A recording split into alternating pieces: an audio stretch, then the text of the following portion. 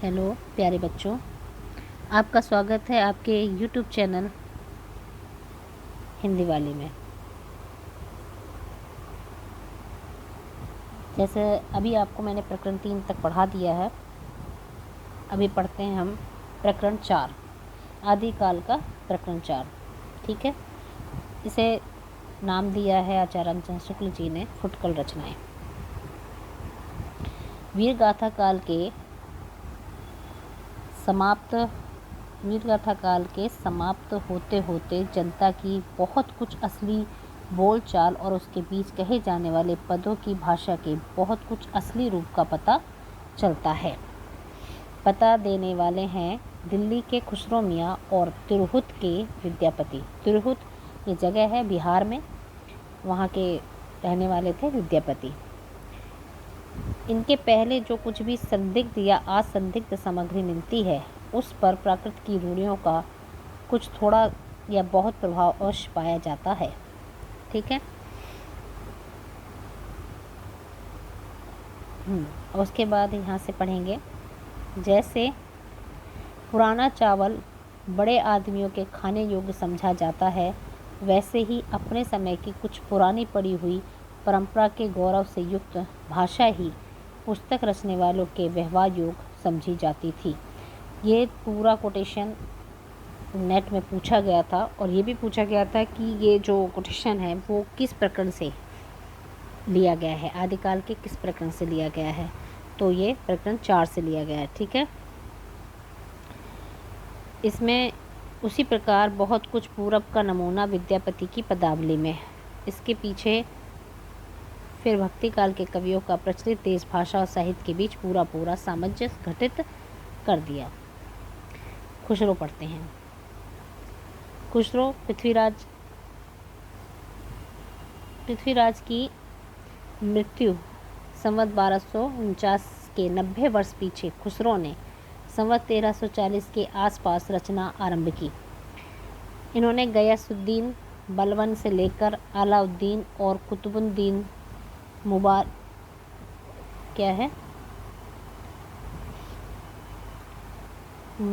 शाह तक कई पठान बादशाहों का ज़माना देखा था। ठीक है। ये फारसी के बहुत अच्छे ग्रंथकार और अपने समय के नामी कवि थे।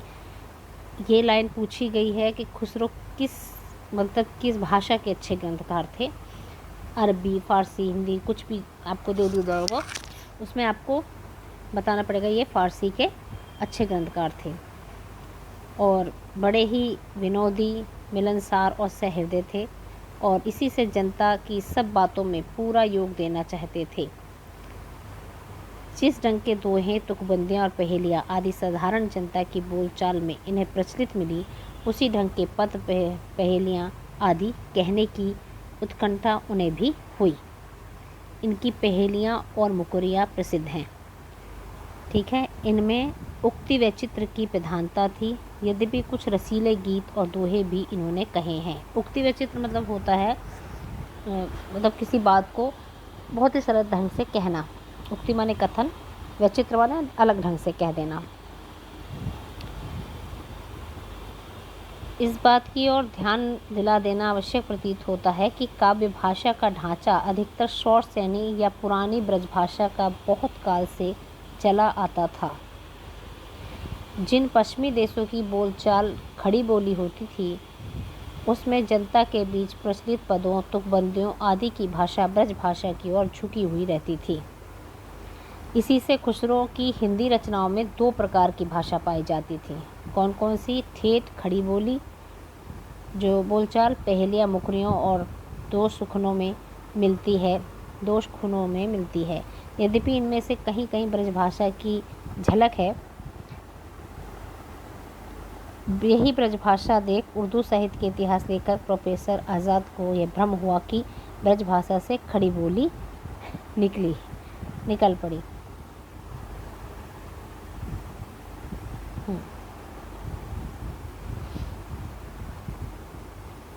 यहाँ पे ये और है उदाहरण के लिए, इसमें से कुछ ऐसी चीज़ नहीं है।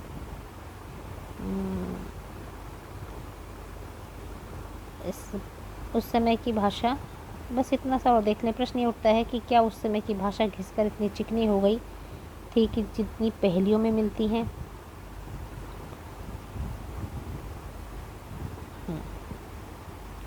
खुसरो के प्राय 200 वर्ष पीछे की लिखी जो कबीर की बानी की हस्तलिखित प्रति मिली, उसकी भाषा कुछ पंजाबी लिए राजस्थानी है, पर इसमें पुराने नमूने अधिक हैं।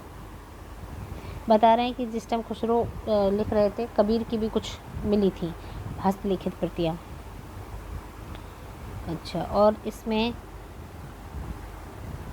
कबीर, यहाँ से देखें, कबीर की अपेक्षा खुसरो का ध्यान बोलचाल की भाषा की ओर अधिक था। उसी प्रकार जैसे अंग्रेज़ों का ध्यान बोलचाल की भाषा की ओर अधिक रहता है। खुसरो का लक्ष्य जनता का मनोरंजन था, पर कबीर धर्मोपदेशक थे, अतः उनकी बानी पोथियों की भाषा का सहारा कुछ न कुछ खुसरो की अपेक्षा अधिक लिए हुए है। तो ये बहुत बार पूछा गया है कि खुसरो का जो लक्ष्य था वो क्या था, तो जनता का मनोरंजन करना था। ठीक है, और कबीर क्या थे, धर्मोपदेशक थे। और ये इस सारे के सारे आप देख लें, एक थाल मोती से भरा, सबके सिर पर औंधा धरा, सब जानते हैं इसको, चारों ओर थाली फेरे मोती इसमें एक न गिरे। ये सारी चीज़ आप देख लें। एक नार ने अचरज किया, सांप मार पिंजरे में दिया, ये आकाश है। और जो जो जो सांप ताल को खाए, सूखे ताल सांप मर जाए, दिया बाती, इसका ये आंसर है। एक नार दो को ले बैठी, टेढ़ी होके बिल में बैठी, जिसके बैठे उसे सुहाए, खुसरो उसके बल बल जाए पजामा। ठीक है, अर्थ तो इसका बूझेगा, मुँह देखो तो सूझेगा, दर्पण, ये देख लेना है। अच्छा, वो और कुछ है इसमें, ऐसा कुछ नहीं है। एक लाइन, हाँ, ये थोड़ा सा पूछा जाता है।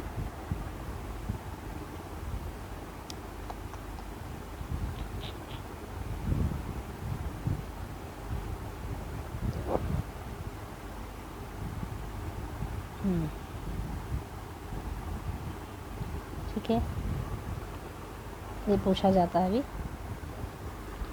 जिसमें ये वाला हज़रत निजामुद्दीन वाला है, ये वाला नहीं है, ऐसा था, इसमें भी नहीं है। चलिए,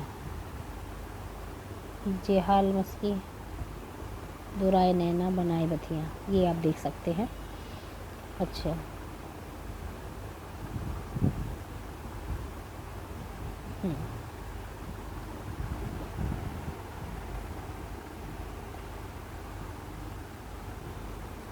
विद्यापति की रचनाएं आप देख लें।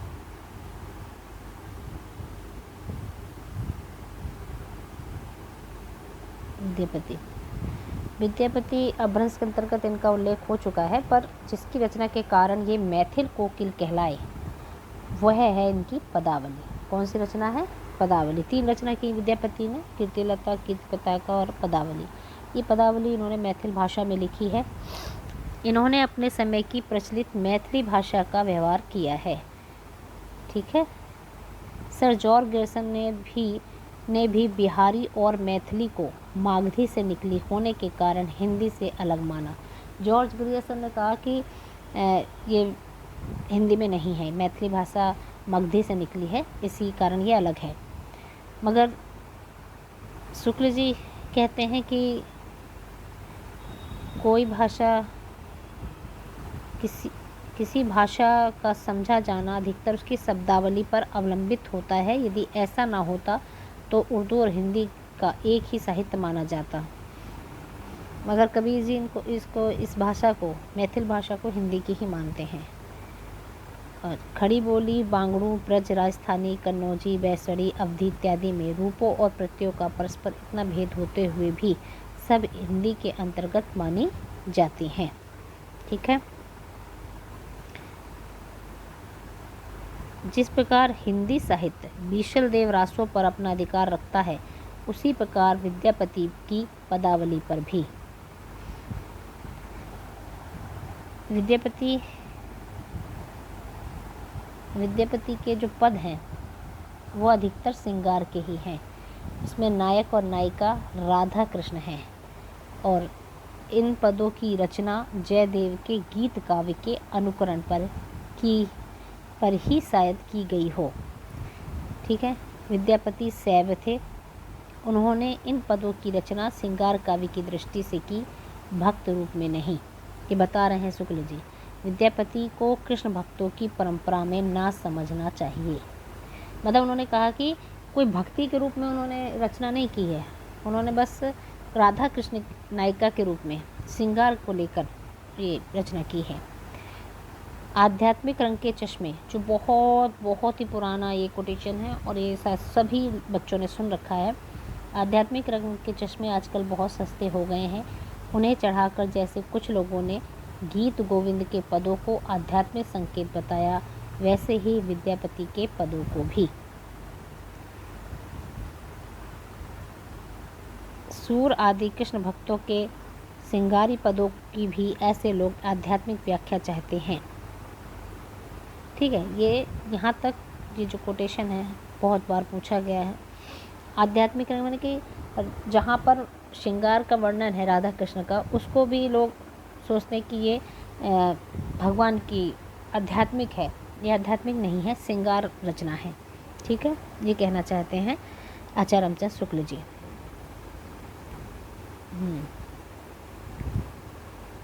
चलिए और देखें,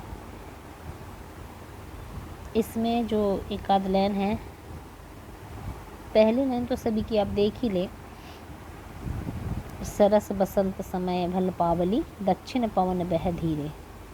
ठीक है, और इसमें से तो अभी तक तो कोई पूछी नहीं गई है।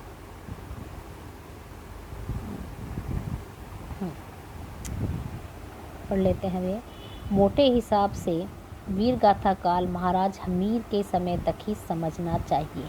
ये बात हमने पहले भी पढ़ी है आगे, और ये दोबारा शुक्ल जी ने फिर बताई है कि मोटे हिसाब से हम महाराज जो हमीर के समय से ही ये वीर गाथा काल को समाप्त समझते हैं। इसके अंतर्गत मुसलमानों का साम्राज्य भारत में स्थिर हो गया और हिंदू राजाओं का ना तो आपस में लड़ने का उतना उत्साह रहा, ना मुसलमानों से। जनता की चित्रवृत्ति बदलने लगी और विचारधारा दूसरी ओर चली। मुसलमानों के ना जमने तक तो उन्हें हटाकर अपने धर्म की रक्षा का वीर प्रयत्न होता रहा, पर मुसलमानों के जम जाने पर अपने धर्म के उस व्यापक और हृदय ग्राह रूप के प्रचार की ओर अधिक ध्यान हुआ, जो सारी जनता को आकर्षित रखे और धर्म से विचलित न होने दे।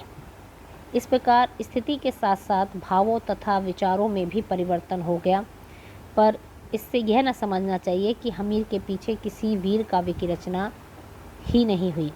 समय समय पर इस प्रकार के अनेक काव्य लिखे गए। हिंदी साहित्य के इतिहास की यह एक विशेषता यह भी रही कि एक विशिष्ट काल में विशिष्ट रूप में जो काव्य सरिता वेग से प्रभावित हुई, वह यद्यपि आगे चलकर मंद गति से बहने लगी, पर 900 वर्षों के हिंदी साहित्य के इतिहास में हम उसे कभी सर्वथा सूखी हुई नहीं पाते। यहीं पे शुक्ल जी अपनी बात यहाँ ख़त्म करते हैं। अब आगे हम पढ़ेंगे भक्तिकाल। ये आज का वीडियो यहीं तक।